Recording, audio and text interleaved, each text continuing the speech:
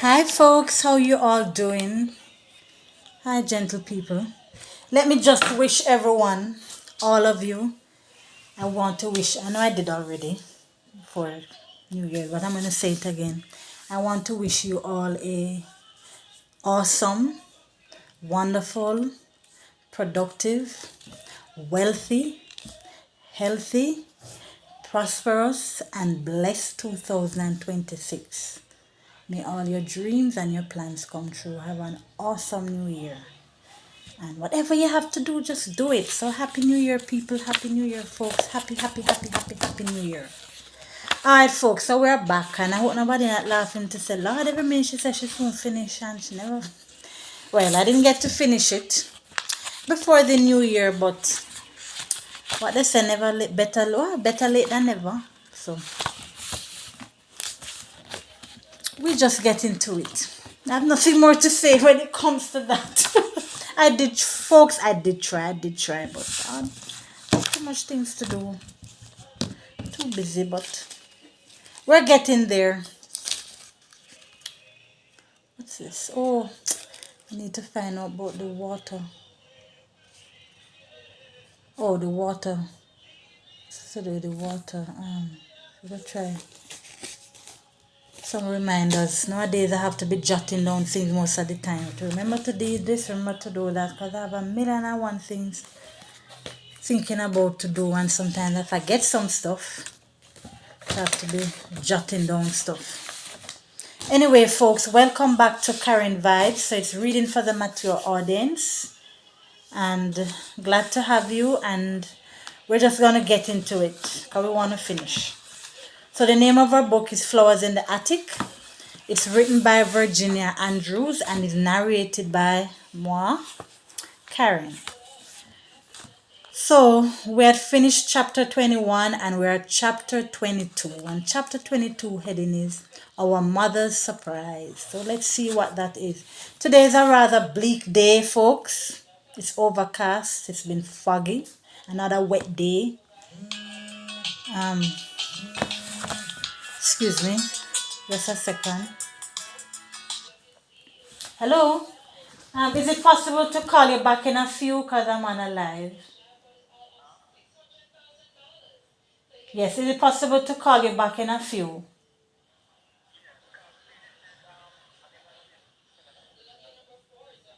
Okay, thank you so much. So I'm going to call you back shortly. Yes, I appreciate it. Sorry about that, folks. I don't know, something is wrong with this phone, my other phone, because Mocha says I have like 3 missed calls and I didn't, and the phone was right there all along. So sometimes you hear it ring, sometimes it doesn't ring. Oh well. Anyway. So, sorry about that, folks. So, chapter 22, and the heading is Our Mother's Surprise. Oh, so I was saying that the day is so bleak. I like when the sun is out and it's shining, and it gives you a happy feeling. But we're glad for the rain just as well as the sunshine. So we cannot complain around here. Anyway, let's get into our reading. Our Mother's Surprise. Each day of the 10 that passed before Mommy visited us again, Chris and I speculated for hours on end just why she had gone away to Europe and stayed so long. And most of all, what was the big news she had to tell us? We thought of those 10 days as just another form of punishment. For punishment was what it was, and it hurt to know she was in the same house, and yet she could ignore us and shut us out as if we were only mice in the attic. Whoa. So when she showed up, at long last, we were thoroughly I still can't know where I do the other glasses. So when she showed up at long last, we were thoroughly chastised and most fearful she would never come back if Chris and I showed more hostility or repeated our demands to her. What am I saying? Folks, my apologies. Let me read this back over. So when she showed up at last, so when she showed up at long last, we were thoroughly chastised and most fearful she would never come back if Chris and I showed more hostility or repeated our demands to be let out. We were quiet, timid, and accepting of our fate.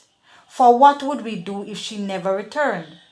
We couldn't escape by using the ladder made of torn up sheets. Not when the twins were hysterical just to be on the roof. My goodness, what kind of mother is that? So we smiled at Mummy and uttered not one word of complaint. We didn't ask why she had punished us again by staying away 10 days, when already she had been gone for a month. We accepted what she was willing to give us. We were, as she had told us, as she had told us, she had learned to be with her father, her dutiful, obedient, and passive children. And what's more, she liked us this way. We were again her sweet, her loving, her private darlings. Since we were so good, so sweet, so approving of her now, and so very respectful, and apparently trusting, this was the time she chose to drop her bombshell. Well, folks, let's hear what the bombshell was. Let's hear what the bombshell is. Darlings, darlings, rejoice with me. I am so happy. She laughed and spun around in a circle, hugging her arms over her chest, loving her own body. Or so it seemed to me. Guess what happened? Guess what happened? Go on, guess, she said. Chris and I glanced at each other. Our grandfather has died, he said cautiously, while my heart was doing while my heart was skipping a beat, preparing to really leap and bound if she gave us the glad tidings. No, no, she said sharply, as if her happiness had dimmed some. He's been taken to the hospital, said I, guessing second best. No, I really don't hate him now, so I wouldn't come to you and say I was rejoicing over his death. Why don't you tell us what your good news is then? I said dully. We'll never be able to guess. We don't know much about your life anymore. She ignored what I implied and raptured on. The reason I was gone for so long and what I found so difficult to explain. I've married a wonderful man. I kind of knew that's what she was going to say, even before I read this book. I've married a wonderful man, and he's an attorney named Robert Wislow. You're going to like him. He's going to love all of you. He's dark haired and so handsome and tall and athletic. And he loves to ski like you do, Christopher. And he plays tennis and he's brilliant like you are, darling. And she was looking at Chris, of course. He's charming and everybody likes him, even my father. And we went to Europe on our honeymoon, and the gifts I brought to you all come from England, France, Spain, or Italy. And on and on and on she raved about her new husband, while Chris and I sat silent. Can you imagine, folks? Since the night of the Christmas party, Chris and I had voiced our suspicions many times, for as young as we had been, back then, we were wise enough to know that a beautiful young woman who was needing of a man as our mother was not likely to remain a widow for long. But still, almost 2 years passed without a wedding, and that had given us reason enough to believe that the handsome dark-haired man with the big mustache was of no real importance to Mummy, just a passing fancy, one suitor amongst many. And deep down in our foolish hearts, we had convinced ourselves that she was going to be ever faithful, ever devoted to our dead father, our blonde and blue-eyed Grecian godfather, whom she had to love beyond reason to have done what she did. Marry a man so closely related. I closed my eyes to try and shut out her hateful voice, telling us of another man who was taking our father's place. Now she was another man's wife, a totally different kind of man. And he'd been in her bed and sleeping with her now, and we'd seen even less of her than we had. Oh dear God, how long must we endure? Her news and her voice gave birth to a little grey bird of panic that fluttered wild in the cage of my ribs, wanting out, out, out.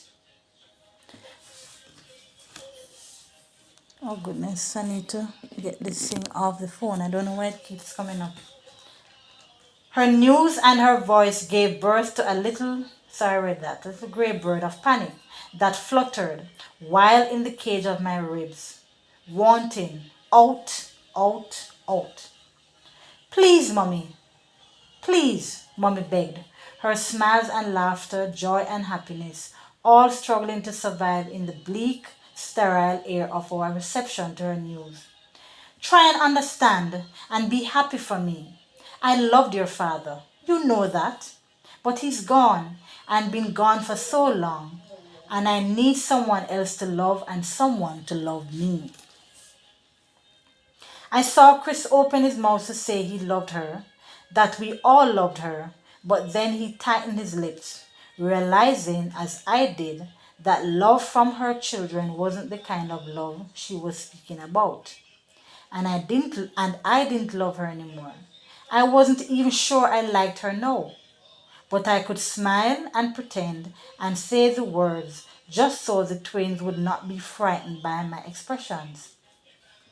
Yes, Mommy, I'm glad for you. It's nice you found someone to love you again. He's been in love with me for a long time, Kathy, she rushed on, encouraged and smiling with confidence again. Though he did have his mind set on being a bachelor, it wasn't easy to convince him he needed a wife. And your grandfather never wanted me to marry a second time, just as another punishment for the evil I did when I married your father. But he likes Bart, and when I kept on begging and begging, he finally relented and said yes, that I could marry Bart and still inherit. She paused to chew on her lower lip. Then she swallowed nervously. Her beringed fingers fluttered to her throat to nervously work the string of genuine pearls she wore, and thus betrayed all the ways of a woman in distress. Who could smile? Even so. Of course, I don't love Bart as much as I did your father. Ha! How weakly she said this. Her glowing eyes and her radiant complexion betrayed a love that loomed larger than any she'd known before. And I sighed. Poor Daddy. The gifts you brought us, Mummy, they weren't all from Europe or the British Isles. That box of maple sugar candy came from Vermont, and you go to Vermont too. Is that where he's from? I said, Cassie's so smart. Her laughter came with biting joy, uninhibited, and even a little sensual, as if Vermont had given her much, as if, my apologies folks, let me read back over here. Her laughter came with a biting joy, uninhibited, and even a little sensual, as if Vermont had given her much joy. No, he isn't from Vermont, Kathy, but he has a sister living there, and we visited her for a weekend after we came from Europe, and that's where I bought the box of candy, for I know how much you love maple sugar candy. He has two other sisters living down south. He come, he's from some little town in South Carolina or something like that. But he stayed so long in New England, where he graduated from Harvard Law School, that he sounds more like a Yankee than a Southerner. And oh, it is so beautiful in Vermont. In the autumn, it looks absolute. Sorry, in autumn, it absolutely took. Oh, what's wrong with me today? All right, let me start back here. He is more like a Yankee than a Southerner. And oh, it is so beautiful in Vermont in the autumn. It absolutely took my breath away. Of course, when you're on your honeymoon, you don't want to be with other people. So we visited his sister and her family only a short while, and then we spent some time on the seashore. She flickered her eyes uneasily at the twins, and again her pearls were twisted so likely they'd break and they'd break. Sorry. She flicked her eyes uneasily at the twins, and again her pearls were twisted, so likely they'd break at any second. Apparently, apparently, genuine pearls are more strongly strung than the stimulated kind. Folks, I don't, my reading today is off. My glasses, I need to find my glasses. Um, did you like the little boats I brought you, Corey? Yes, ma'am, he answered, very politely, staring at her with his large shadowed eyes, just as if she were a stranger. Carrie, sweetheart, the little dolls, did you like those? I picked those up. I picked those up for you in England to add to your collection. I hope to find you another cradle, but they don't seem even to like but they don't seem even to make dollhouse cradles anymore. It's all right, Mummy, answered Carrie, her eyes on the floor. Chris and Kathy made me a cradle out of the cardboard, and I like it fine. Oh God, didn't she see? They didn't know her anymore. They felt uncomfortable with her now. So the twins don't feel comfortable with their mother at all. But if she's gone away so long and not showing them the love that they need, they're not gonna. They're just gonna behave like strangers around her. Does your new husband know about us? I asked. Dead serious, Chris glowered at me for asking, telling me mutely that of course our mother wouldn't be deceitful and not tell the man she'd married that she had 4 hidden children that some consider the devil's issue. Shadows came to darken and pain Mummy's happiness again. I had asked the wrong question. Not yet, Kathy, but just as soon as Daddy dies, I'll tell him about you four. I'll explain in multiple in I'll explain in minute detail. He'll understand. He's kind and gentle. You're going to like him. She had already said that more than once, and here was another thing that had to wait until an old man died. Kathy, stop looking at me like that. I couldn't tell Bart before our marriage. He's your grandfather's attorney. I couldn't let him know about my children. Not yet. Not until the will is read and I have the money in my name. Words were on the tip of my tongue to say a mean thing. Sorry, words were on the tip of my tongue to say a man should know when his wife had 4 children by her first husband. Oh, how I wanted to say this, but Chris was glaring meanly at me, and the twins were huddled over, crouching small, with their large eyes fixed on the TV set. And I didn't know if I should speak or stay silent. At least, when you were silent, you didn't make any new enemies. Maybe she was right. Maybe she was right too. God let her be the right. God let her be right. Let my faith be renewed. Let me believe in her again. Let me believe that she is not just beautiful on the surface, but all the way through. God didn't reach down and lay a warm, reassuring hand on my shoulder. I sat there, realizing my suspicions were stretching the cord between her and me. Very, very fine. Love. How often that word came up in books, over and over again. If you had wealth and health and beauty and talent, you had nothing. If you didn't have love, love changed all that was ordinary into something giddy, powerful, drunken enchantment. Thus ran the course of my thoughts on a day. Thus ran the course of my thoughts on a day early in winter, when rain pelted on the roof, and the twins sat on the floor in the bedroom before the TV. Chris and I were in the attic, lying side by side on the old mattress near the window in the schoolroom, reading together one of the antique books Mommy had brought up from the big library downstairs.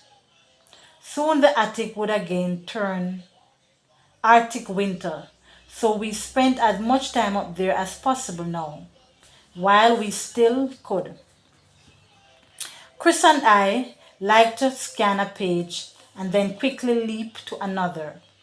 I liked to dawdle over the beautiful lines, going back to read through them twice, sometimes 3 times. We argued incessantly about this.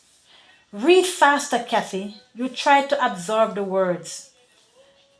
Today he was patient. He turned his back and stared up at the ceiling while I took my time, pursuing each beautifully written line and soaking up the feel of Victorian times, when people wore such fancy clothes and spoke in much elegant ways and felt so deeply about love. From paragraph 1, the story had captivated both of us with its mystical romantic charm. Each slow page spinning out an involved tale of star-crossed lovers named Lily and Raymond who had to overcome monumental obstacles to find and stand above the magic place of purple grass while all dreams are fulfilled. God, how I love, how I, sorry, God, how I wanted them to find that place. Then I discovered the tragedy of their lives. All along, they had stood on the purple grass. Can you imagine? On that special grass all the time, and they never looked down even to see it. I hated unhappy endings. I slammed shut that hateful book and hurled it against the nearest wall. If that isn't the most stupid, silly, ridiculous love story I have ever read. I raged at Chris as if he had written the book. No matter whom I love, I learned to forgive and forget. I continued to rail along with the storm outside, the weather and me beating out the same crescendo. Now, why couldn't it have been written differently? How is it possible the two intelligent people to float along with their heads in the clouds, not realizing happenstance can always bring about bad luck? Never, never am I going to be like Lily or Raymond either. Idealistically, fools who don't know enough to look down at the ground on occasion. My brother seemed amused that I took a story so seriously, but then he reconsidered and stared thoughtfully at the driving rain. Perhaps lovers aren't supposed to look down on the ground. That kind of story is told in symbols, and earth represents reality, and reality represents frustrations, chance, chance illnesses, death, murder, and all kinds of those tragedies. Lovers are meant to look up at the sky, for up there, so beautiful illusions can be trampled upon. So folks, I'm going to stop there. I definitely have to find my glasses because I'm barely seeing some of the words on them because the day is so dark and the lighting in here is dull. I need to change the bulb. Put up another bulb because it can actually hold 3 bulbs. I probably need to put in another bulb. Yeah, my reading was a bit off today, but forgive me folks, I know you'll understand. So we'll pause there. And we'll be back in short order because we're getting there. We are getting there. We're getting there. We're getting there. So folks, enjoy the rest of your Sunday. And I know a lot of our students are going back to school tomorrow, Monday morning, January morning. So I wish them all the best. As they would say, the free paper burn. The holiday is over for most people. So that's how it goes. Back to work, back to school, and to normal life again, they say. So we'll be back on again, folks. Thank you for joining me. And remember, you can go on to YouTube and follow Karen Vibes. So it's KRENVIBES, and that's with an exclamation sign. And you can follow through with my reading. And I'm definitely, when I come back on, I'll have my glasses. I didn't read as I should today, but that's how it is sometimes. Alright folks, so I'll catch you again and thank you so much. Peace out.